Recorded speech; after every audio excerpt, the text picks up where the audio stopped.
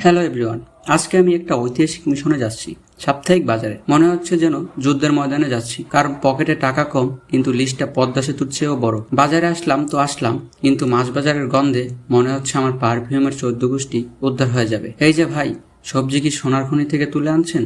যা দাম বলছেন মনে হচ্ছে একাটি শাক কিনলে সাথে এক ভরি সোনাও ফিরে পাবো। ভাই একটু কমিয়ে রাখেন, আমরা তার বিদেশি ডলার কামাই করি না। এরপর গেলাম মাছ বাজারে। দেখুন অবস্থা, মাছটা আমার দিকে এমনভাবে তাকাচ্ছে যেন বলছে, বেটা তোর লিস্টে তো আমার নাম নাই, কেন এখানে দাঁড়িয়ে আছিস? আসলে সত্যি বলতে ইলিশ মাছের দাম শুনে আমি কিছুটা ছোট মাছ কিনলাম, তেলাপিয়া কিনলাম, আর সাথে শাক দিয়ে খাওয়ার জন্য শিং মাছ নিয়ে নিলাম। তারপর একটি লেয়ার মুরগি নিয়ে নিলাম। অবশেষে মিশন সাকসেস। বাজার করা মানে শুধু খরচ না, এটা একটা ইমোশন আর প্রচুর ক্যালোরি বার্ন করার উপায়।